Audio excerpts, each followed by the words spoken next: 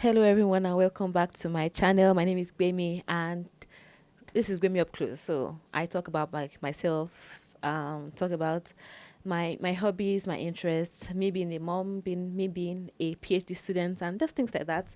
So today we are talking about my kind of doing like a deep dive um, on my labor and delivery story. So like everything surrounding my birth and everything and things like that. So if you have not watched the video about my how my pregnancy went, I will link the video. And also, my husband and I actually talked about like my labor and delivery process, kind of like his view, my view, kind of thing, and something that I missed out. He was able to like cover for it, and just we had a discussion about like the whole American healthcare system and things like that. So, if you have not watched that video, I'm going to link that video as well. So it's just giving you like a kind of context to this particular video because I'll kind of like be breezing through some details that we covered in those videos. Yes, so I second pregnancy, girl pregnancy. My baby came at 40 weeks, and I wanted to go into spontaneous labor, which I did. So I finally I had my baby on a Wednesday, but on Monday I went to school.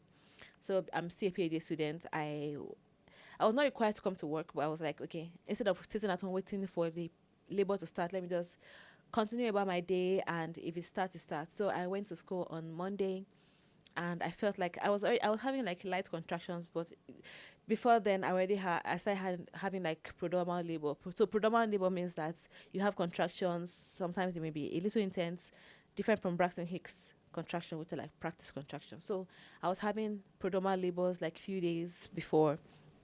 So I was thinking, I was like, okay, maybe it's going to be another prodromal labor. Like you just have contractions, it will stop, and then you don't feel anything again throughout the day. Maybe the following day, it starts again, and like it doesn't progress in that sense. So on Monday, I was having these contractions. I was like, maybe another prodromal labor. Like I didn't want to think too much of it, but like towards the end, like towards the evening, nights, they were getting like really intense, and I would like to say I have like a pretty strong, a pretty like high pain tolerance. In some settings, I kind of like pain. In like when I mean pain, I mean like physical pain, like your body, like when I go for like massages or something, like I like in intensity, like of those. I like pain, sha. So so I was feeling like it was getting intense, like my contractions were getting more intense, but they were not like that bad. So I felt like okay, I can still push through. It's not as serious. But I wanted a water birth. I think that was the whole premise that I kind of maybe I should not have wanted it. I don't know because my first pregnancy I labored at home. It's the first one, so you don't really have that much expectation. Second one, I'm like comparing. Like I want to quote unquote beat my first labor. Like my first labor went on for like maybe like 6 7 hours. The second one I was like okay maybe it's going to be like 2 3 hours and the baby's out. So the prodromal labors were kind of disappointing, and also because I wanted the water birth and because my first labor was fast, they told me that okay, once you start feeling contractions, just come in so that they will have enough time to like get the tub ready, like the jacuzzi ready, so that I would just birth in the water. That was the plan. So when I started having like strong contractions, I was like, okay, and they're like close together. So I was like, okay, I need to get to the hospital so that they can fill up my tub and then have the baby in a few hours. Well, that didn't happen. So like Monday evening, I already have like my bag packed and everything. So Monday evening, the contract like I would say nights because it was around like maybe 10 p.m. or so that the contractions were like getting there. So I was like, okay, um, time to. So I called my. And I think I texted my doula that I'm having contractions. They're not that like they're not that bad. Like I knew that it was not like 10 centimeters kind of those kinds of contractions, but I knew that like they're really getting there. So I texted my doula like just to give her a heads up and everything, so like we can know so she can be aware of what's going on. Then I called the hospital. I called the midwives, called the hospital. Like they're like, okay, you can come in now. So my husband, we drove. I told him just take your time. I know that this is not the first time it was like an emergency. Like get to the hospital now, or the baby's going to come in the car. So but the second time I was like, okay, just let's just go. But that obey all the traffic signs. Like there's no rush. And when I got there, we went to the labor and delivery. I got admitted. Um, then I think it was later, later, they wanted to do a cervical check, which I really, to be honest, I didn't want to do. But it was like, okay, I just wanted to see where I was at, and also for this process. And if you're wondering what's here, so my my doula has like like she gave me my birth notes. She was just like documenting things, which I'm very grateful for, because like in case I miss some things, I can always like open the notes and go back. So I okay, let's move here. Okay. So yes, so this was Monday. So Monday evening, she said I texted her at 1:40 p.m. My contractions were regular. My mucus plug was intact, but she said I was fine. That I would just let her know. So when it was like 10:57 p.m., my contractions were close together. So yeah, that was about the time I had called the hospital. I had already started going in, and I was laboring on the toilet. So the toilet just felt comfortable, like your body is relaxed and everything. So I went to the hospital. I said I got, yeah, we started going there around like 11:40 p.m. So like towards midnight, we got to the hospital and everything. They checked, like they had the like monitors on to just check me and everything. They're like, okay. So I think I was like, let me see. Okay, so like I said, I got to the hospital like Monday night, like close to midnight. So this is Tuesday, at say midnight. I got to the like my doula came around like 10 minutes past midnight, and the hospitalist was there, came to came to check in with me and everything. Then later the midwife arrived, and so my like everyone was there. It was at midnight, so my husband was there, my son was there, my doula was there, I was there. So everybody was there. It was a full house, and to be honest, I was kind of stressing about my son. And I, like, even before I got into labor, I was telling my doula, telling my husband that, to be honest, I don't want my son to be in the same room, because I'll be thinking about him instead of thinking about this labor thing. I was thinking about, oh, when is he supposed to be sleeping? What is he? Is he hungry? Why is he crying? So I really don't want him to be in the room. So I was hoping that I I have the baby while he was in like away in daycare, or maybe in the night when he's asleep. That was what I was hoping for, but it didn't happen like that way. So when we got to the hospital, like he was awake. It was past midnight. I was always stressing, like, okay, why is he not asleep? Why is he not planning to sleep and everything? So anyway, long story short, my labor was severely delayed.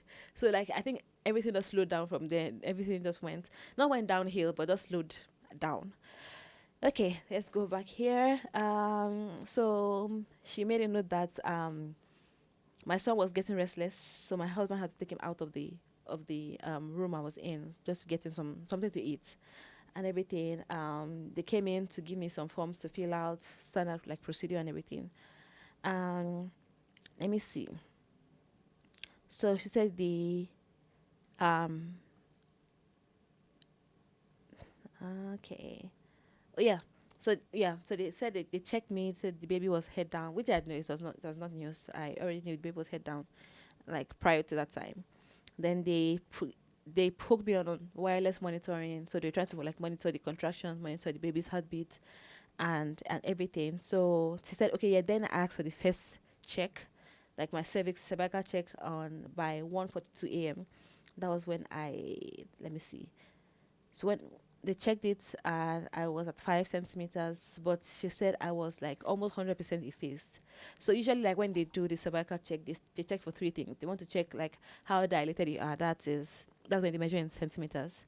They want to check like how thick or thin your cervix is, and where the baby is, so what they call station. So they checked like the dilation, they checked the effacement like how thin or thick your cervix is, and then they also check for the station of the baby, like where is station. They measure from -2 to sorry, from -3, I believe, to +3.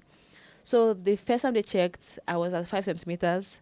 I was 90% effaced, and the baby was at -2, so like still far up, like my birth canal. So the baby was not like down there and everything, but she was like, oh, if it, like almost completely effaced, very soft and everything. She was just waiting for the dilation to happen so the baby can descend. So let me see. um so yes, she said I went to sleep. I tried to sleep a bit. Like I was like, okay, we don't know how long this is going to take. Like this whole labor thing was going to take. So let me rest a bit and get myself prepared for the day. So I slept a bit, and in the morning, so she said around like 9:30 a.m. the midwives, nurses came in and were like, okay, maybe try to get something doing, like move it a little bit to get like the labor thing going on. So my doula and I started like walking. We're like walking up and down the stairs, walking around the corridor, like just walking around to like get baby in a good position so she can, so like the labor can progress. So after doing that for a while, I think later on they came to check me. I was still at 6 centimeters, and they were like, okay, now you're on the clock. When I mean like now you're on the clock, so usually they have like this kind of timelines, which I did not know before. Well, I knew that there were timelines to like when you go into the hospital. Like for example, if your water breaks, they will give you like I think 48 hours, or else you get induced or something like that. And well, I did not know about this whole labor thing. So if they check your cervix and you're at 6 centimeters, they expect some changes by in the next 6 hours. So I think they checked me. I was at 6 centimeters. I think they came to check again after 6 hours, and I was still at 6 centimeters, I believe. And we're like, okay, I need to do something. Like at that time, they were asking me to get like pitocin. So pitocin is like a natural oxytocin hormone and everything. And I said no. They were like, okay, should I try something else like castor oil, or try? Let me see, just like try something else to get my labor moving along. I was like, no, I don't want to do anything. Just let me be, and let me just like continue this like labor positions and everything. So my doula was helping me with getting myself into different laboring positions, walking around, just like trying to get things moving. So let me see. I went back again to the toilet. So usually I just like sitting on the toilet. Like I feel like it relaxes me the most, and that's where things actually kind of pick up. So I want to jump to where I got to like 70 centimeter. Let me see. Okay, yeah. So I'm getting to this patches. So like, okay, they were like they feel like baby is getting. This was around like 5 p.m. Yeah, so around 5 p.m. they were like, okay, they feel like I think I was napping a bit before them. Then they came to check me, and they woke me up, and which I did not appreciate. But they came to check me, and they were like, okay, um, the baby is in distress, which is like a normal thing that they always say. So baby is in distress. We need to do something. So they're like, okay, they recommended either IV fluids or like pitocin again, inducing, like another inducing. So I was like, okay, IV fluid is like mostly water. You can just give it to me. They said it will help. So like they gave me like IV fluids. I believe it helped because they didn't bother me too much after the and but they were like, okay. So I'm reading her notes. I'm going to like read it verbatim. They said I agreed to IV fluid. Then I want to wait. I explained. Okay, my doula explained that about the 6 hours thing, they call it like labor arrest. So like if after 6 hours nothing has changed, it's like the labor has been arrested. So and I said I was going to risk an out of midwifery care. So this means that at that time I was like, okay, if this thing does not work, if you check me again and I'm still at 6 centimeters, I'm going home. Let's leave me alone. Let me just go home. Let me go and sleep, and maybe come back again when I'm more advanced in this whole labor thing. So the okay, I got the IV fluids. Let me see. Um, oh yeah, so this was at that time around like 6:45. There was a shift, like my nurses were changed, like no night time shift. Let me slow down. There was a nighttime shift, so I got a new nurse, and the midwife also encouraged me to try like different positions. She wrote here like LOT positions. So we did like sideline release, lunges. We did shake the apples. We did open knee chest, open, yeah. We just, anyway, we did different positions just to like get things moving and everything. So at that time, this was evening. I told my husband that just go home because they slept in the hospital from Monday to like midnight of Monday to like Tuesday, and I didn't want, like, my son was not sleeping too much and everything. So I was like, okay, just go home. And my husband also was preparing for an exam, so I'm like, okay, both of you just go home. Let my son sleep, and you also like get some rest, and I'm fine. So I was in the hospital alone with my doula, and just around like 11, yeah, 11:25 p.m. My doula was like, okay. She also wanted to go home and freshen up. I was like, okay, fine. Like everyone had gone. So then, the note stops. Okay, so from when she left, so when she came back, obviously she doesn't know what had happened. So I'm going to fill in some details. So when she left, it was just me, myself, and God. And I was like, okay, we need to get things moving. So I like to dance. I had my headset. I had songs on repeat. I just put on my headset, put it in the loudest volume, and I was just like singing to this. I was singing. I was in the toilet. Then I was singing. Then I got up, and then I was like trying to dance as much as possible, and everything. And like after a while, I felt like my contractions were getting like stronger, like more intense, and also close together. So I called for my nurse, and like later after the fact, she was telling me that, oh, she heard me singing. That's why she did not come in to check on me. So, but anyway, I rang her, and then she came, and I told her like, okay, get my doula. I think like at this time things are getting serious. And this was like after a whole day, like I went to the hospital like midnight of Monday. So the whole of Tuesday I was in the hospital like trying different things to get the labor moving, and so it was midnight of Wednesday that we're at now. And then I started seeing like my mucus plug. I was losing my mucus plug, and I was having like bloody show. I was like, okay, this is progress. But I don't have bloody show throughout Tuesday. So I was like, okay, this is progress. And it means that the baby is like pressing down on the cervix, which means that she's descending and everything. And also I was dilating. So at 2:46 p.m. a.m. Sorry, um, the nurse called my doula to come back. So my doula got back at 3:15. At the time I was sitting on the ball, and we got to hands and knees and everything. I was getting more pressure. So they checked my cervix again at 3:45 a.m. 3:46 a.m.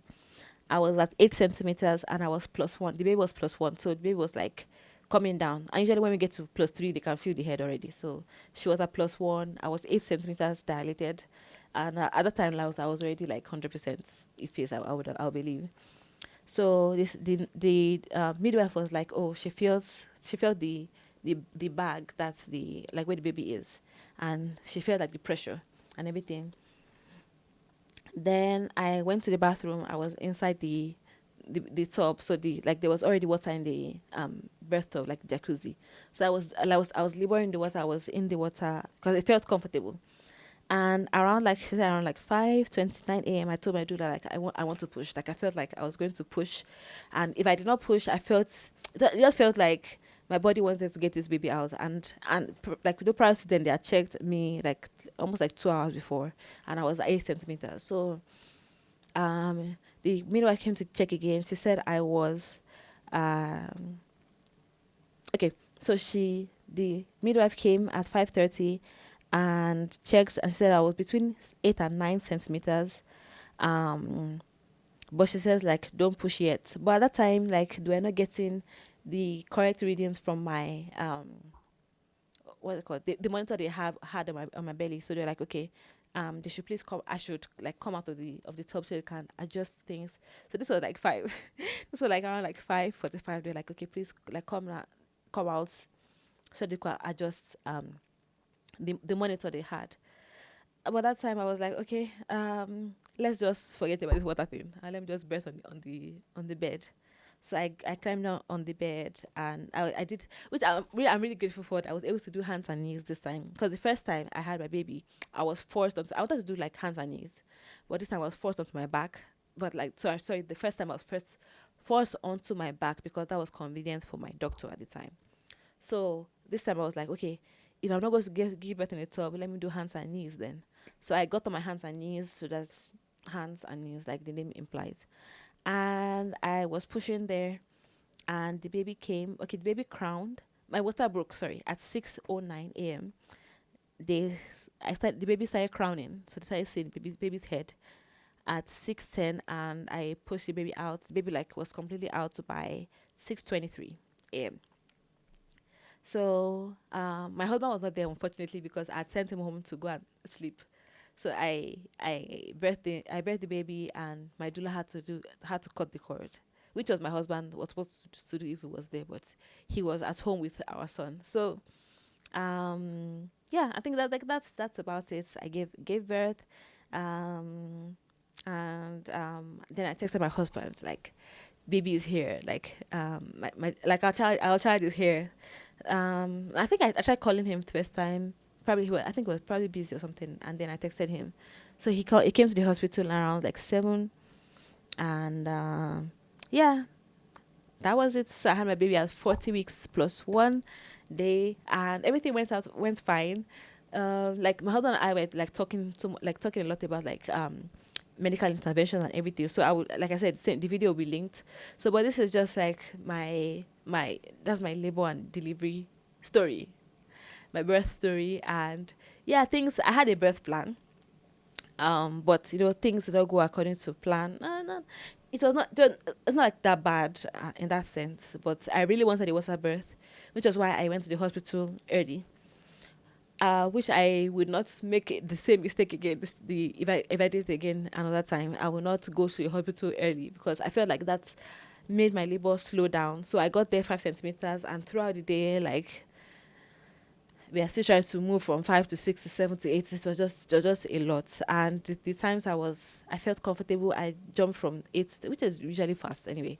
Jumped from like 8 to 10 centimeters within a few minutes. And anyway, that's my story. And my baby is here. She's fine. Everything went fine. Yeah. So that is my birth story, and yeah, I'm happy I was able to experience the good in both worlds. The good meaning that I was able to experience a home labor, and it went fine. I was able to also experience labor in the hospital, and it went fine. Like, why I'm making noise about it is because, like, I'm comparing it to me laboring at home versus laboring in the hospital. That's why I'm saying that, oh, it was long. But, like, imagine it was my first. It will not be like me complaining or like comparing.